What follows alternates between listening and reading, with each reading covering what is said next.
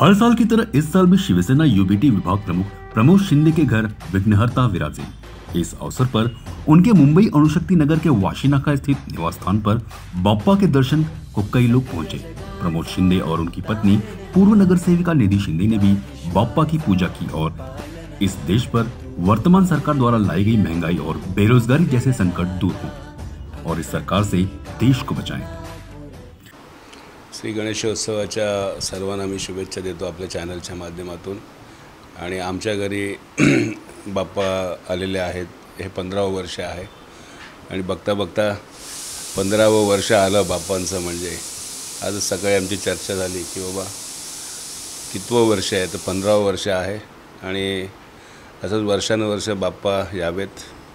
आणि बुद्धीची देवता आहे, त्याचप्रमाणे विघ्नहर्ता आहे।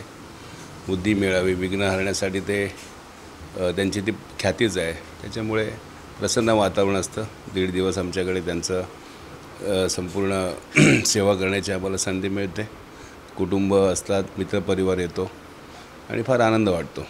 राजकीय दृष्टिकोनातून बघितलं तर हा वर्ष महत्त्वाचा आहे। आपण काय बाप्पांकडून बाप्पांना सर्व माहिती आहे, कारण गेले कित्येक वर्ष संघटनेमध्ये करीत असलेलं प्रामाणिक काम, लोकांची सेवा, त्याग आणि नुसतं कामच नव्हे तर दररोज काम, हे सर्व गोष्टी बाप्पाला माहिती आहेत। त्याच्यामुळे परमेश्वर सर्व जाणतात आणि त्यांच्या इच्छेच्या पुढे काहीच नसतं। त्याच्यामुळे त्यांची जी इच्छा असेल त्याप्रमाणे जग चालतं आणि त्याप्रमाणे आम्ही विश्वास ठेवतो। त्यांच्या इच्छेवर सर्व जे काय गोष्टी आहेत त्या अवलंबून आहेत आणि त्यांचा जो काय आदेश असतो बाप्पांचा, तो आदेश त्याप्रमाणेच जग चालतं आणि आम्ही पण त्यातलेच एक छोटे आहोत, बिंदू आहोत। त्याच्यामुळे परिवार आणि माझ्याबरोबरचे प्रामाणिकपणे माझ्याबरोबर सदैव सोबत राहणारे माझे सगळे सोयरे, साथी, संबंधित, हितचिंतक आणि चांगली लोक माझ्याबरोबर असतात। त्यामुळे जे चांगलं काम करत नाहीत ते माझ्यापासून लांब राहतात। जे त्यांना चांगलं आवडतं ते माझ्याबरोबर असतात। त्याच्यामुळे माझ्याबरोबर जे असणारे आहेत चांगली बुद्धी, प्रामाणिक लोक, त्यांना म्हणजे त्यांच्या आयुष्यातली संपूर्ण संकट दूर करण्याची प्रार्थना मी दररोजच करत असतो। त्याच्यामुळे बाप्पाकडे हेच मागणं आहे, सर्वांना सुखी ठेव, परंतु जे खरोखर चांगले आहेत त्यांच्या आयुष्यात जे काय दुःख असेल तर ते मात्र दुःख दूर झालं पाहिजे अशी भावना असते। पक्षासाठी काय म्हणाल? आता 2-2.5 वर्ष झाले संघर्ष आहे। उद्धव साहेबांवरचं, आदित्य साहेबांवरचं, मातोश्रीवरचं, महाराष्ट्रावरचं, देशावरचं।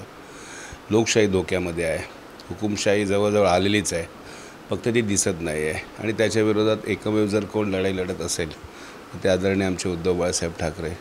त्यामुळे जे काही मागणं आमचं असतं ते त्यांच्यासाठी दररोज असतं, त्यांच्या कुटुंबियांसाठी असतं। आमचा एक पक्ष आहे, आमची शिवसेना आहे।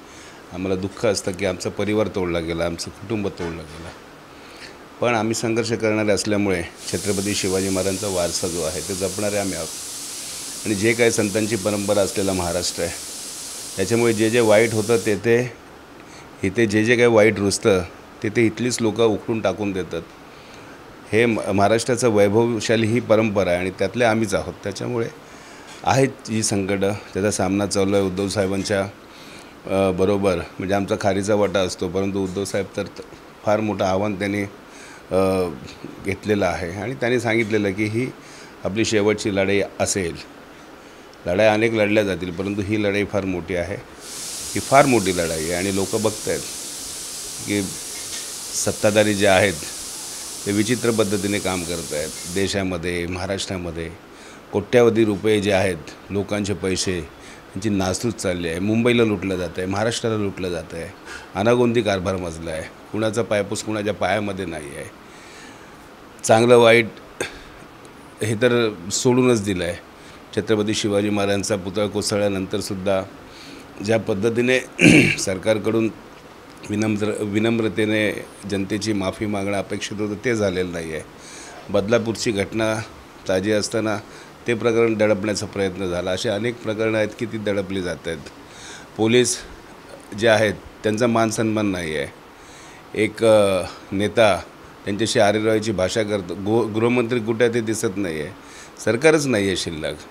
त्याच्यामुळे या सर्व गोष्टी आहेत.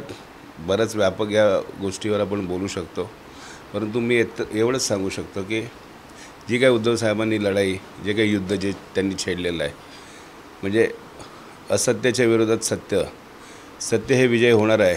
त्याच्यासाठी आम्ही कष्ट करणार. आम्हाला त्रास झाला तरी चालेल.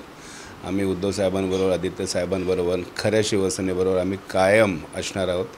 आणि बापांच्या आशीर्वादाने मला वाटतं निश्चितपणे यावेळेला काहीतरी महाराष्ट्राला चांगलं अपेक्षित काहीतरी दिसेल आणि जनतेचा त्यातून जो काय कोलमडला गेलेला विकास आहे तो दिसेल. खऱ्या अर्थाने लोकांच्या मध्ये जे काही त्रास आहे, लोकांना दररोज दैनंदिन जीवनामध्ये त्रास आहे, तो त्रास त्याचं निवारण करण्यासाठीचं कुठेतरी कार्य आमच्या हातून घडेल आणि घडावं अशी मागणी मी देवाकडे करतो.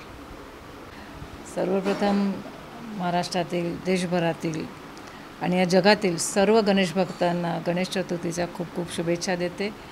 आज बाप्पांचं बघता बघता 15 वर्ष केव्हा सरले कळलंच नाही आहे, पण खूप आनंद होतो. कारण की ज्यावेळेला बाप्पा घरी येतात तसं आनंदाचं वातावरण असतं. विघ्नहर्ता आहेत ते. तर माझी फक्त एवढीच बाप्पाच्या चरणी प्रार्थना असणार आहे, ह्या जगावरचं, या देशावरचं, या महाराष्ट्रावरचं, या मुंबईवरचं जे विघ्न आहे ते लवकरात लवकर टळो. माझ्याबरोबरच्या असल्या सगळ्यांना दीर्घायुष्य लाभो, त्यांच्या मनातल्या इच्छा सगळं पूर्ण होत आणि जे जे इच्छित आहे त्यांचं ते सगळं पूर्ण हो. आणि सर्वात महत्त्वाचं म्हणजे सर्वांना सद्बुद्धी देऊ.